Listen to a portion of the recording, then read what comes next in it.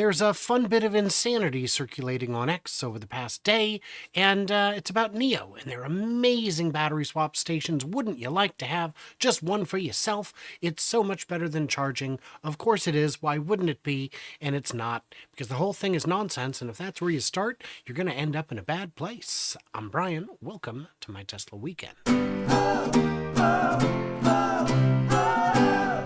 A quick thanks to newest subscribers on X, Chad, Corey, and Owen. Your support is how I'm able to keep doing this, and I thank you guys so much.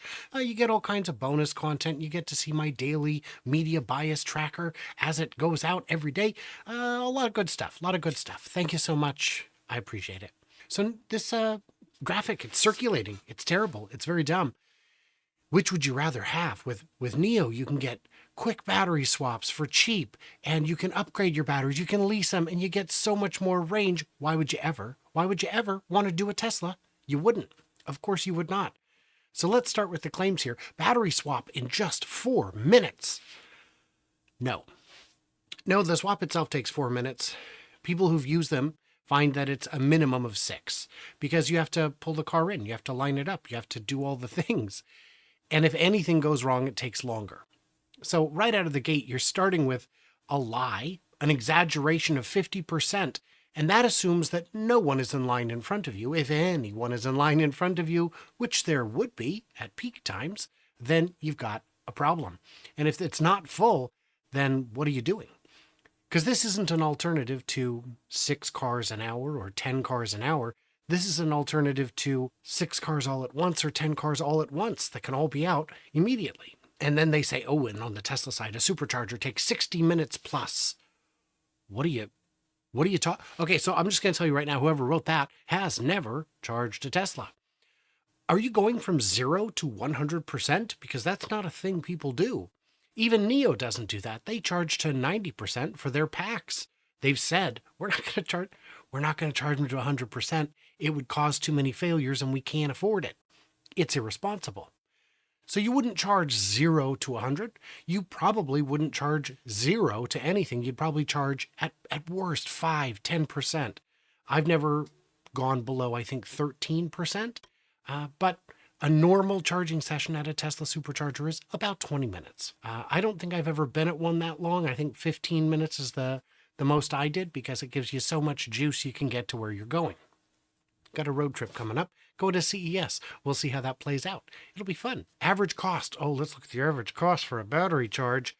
The cost for a swap is only $14.50. Ain't that great? And a supercharger is $25.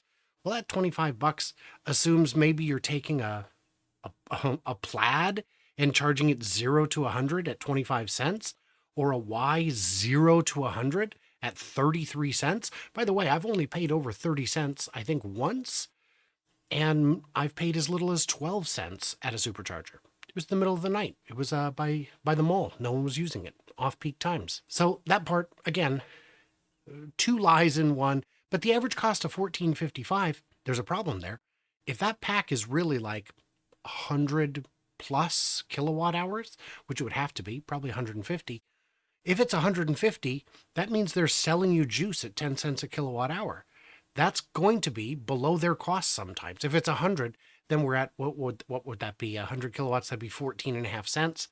They're going to hemorrhage cash from the eyeballs. This is not a way to do a business. You can't do that. Tesla used to charge, I think, 10 cents or something crazy. And once people got out there and started using it, they had to adjust the prices, because you can't give it away. If NIO were to survive, that $14.55 will become a thing of the past. So then we get to battery upgrade. Oh, wouldn't you like to buy a battery upgrade? I guess. I don't know. What's it cost? Is it 20 grand? Because if it's 20 grand, I could probably do that already for a lot of buyers. I couldn't. I've already got the long range. But if they came out with a new battery, could I swap it? I guess that is a thing you can do. It'd be prohibitively expensive, but I think this would also be prohibitively expensive. So I don't know how that's going to work. Jordan Giesecke from The Limiting Factor made a fantastic video showing why it doesn't work. If you're going to have batteries of different sizes at these stations, it's going to cause a problem. You're going to end up sometimes giving people a battery pack that's too big, and sometimes just having packs that are not big enough for your customer. If you paid for the Extendo Uber range thing and you get stuck with one that's very, very short, you're going to be furious.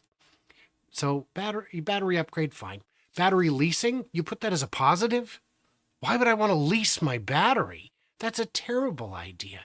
It costs them the same either way.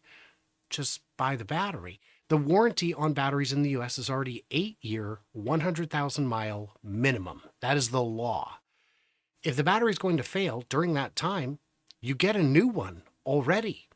So why would I want to pay monthly for 8 years?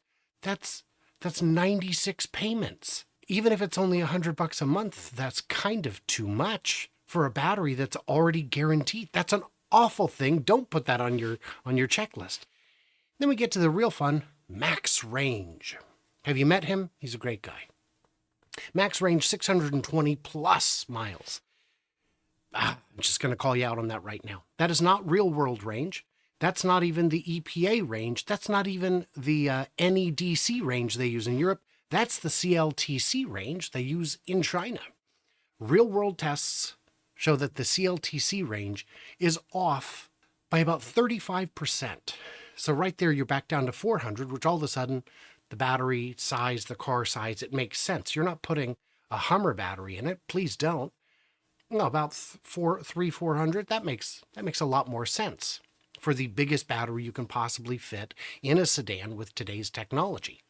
Also worth noting, this car does not yet exist, and that battery also doesn't yet exist. This is aspirational. This isn't a thing that they actually have. But again, NIO doesn't charge their batteries to 100 at the swap stations. They charge them to 90 because charging to 100 takes a lot more time and is more expensive. In terms of how long the battery is going to last, it's going to degrade quicker. Don't. Would you? Could you? Could you don't? So take another 10% off from there. Oh, look at that. We're right back in the range of all the other cars, which makes sense. They didn't invent new physics. They're just doing a thing. They're just putting batteries in a car. And max range on a Tesla 405, again, that's overly optimistic. It will be less than that. I appreciate you using at least an honest number. The Plaid, I'd be very curious to see what the CLTC range is on a Plaid, but I guarantee you it's a lot higher than 405. The real problem with this story is that NIO is building stations that cost an eye-watering amount to build. They've got a subterranean portion of the site that has to be serviceable, accessible, maintainable. It's a very expensive proposition to build these stations because you've got to excavate and have a big space and have all the juice you would need anyway. And it's just prohibitively expensive. Compare that, and we're talking like $1 million, $2 million, $3 million. We don't know. In China, I'm sure they're cheaper to implement. In the US, I'm sure they will be over $1 million each, for sure. A small building of that size can cost 100, 200,000 with no technology in it. This is going to be well north of $1 million. What can Tesla build for $1 million? Well, we know that they can deploy an entire small station for less than $50,000. We know that because in Texas, there's a grant program that allows you to apply for state money to build chargers, but you can only apply for up to 70% of your cost for a maximum of $150,000. Tesla has bids that were $30,000. Now, they're not building a $150,000 station and saying, just give us 30. No, they would take 70% of whatever it actually costs. That's what their bid would be. They'd still be the lowest bidder because that would still be $120,000, and the other bidders typically come right in at $150 every time.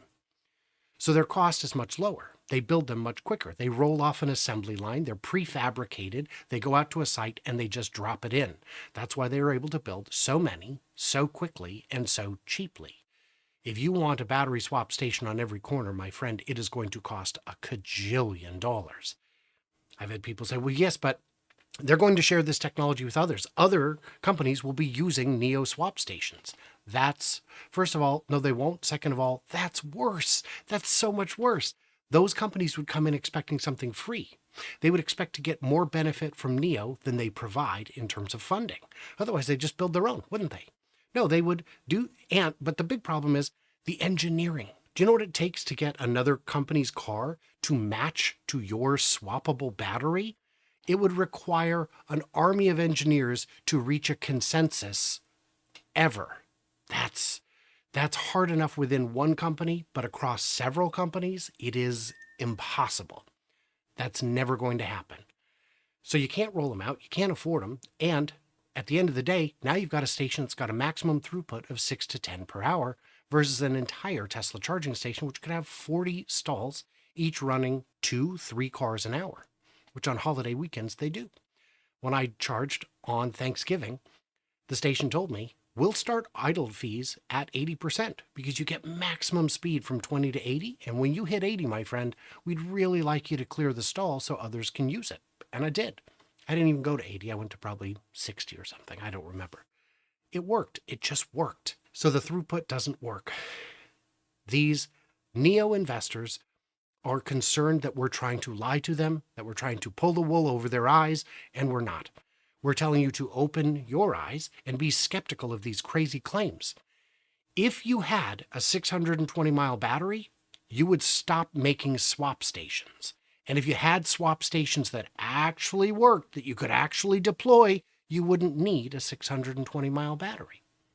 So what I'm afraid of is that they're going for another funding round, and this is how they raise money. It's a bad idea. I'm not a fan. So what do we miss? What do we misunderstand? I'll leave it all in them comments, and stay tuned, stay juicy, and I cannot wait to hear from you clever robots at a swap station.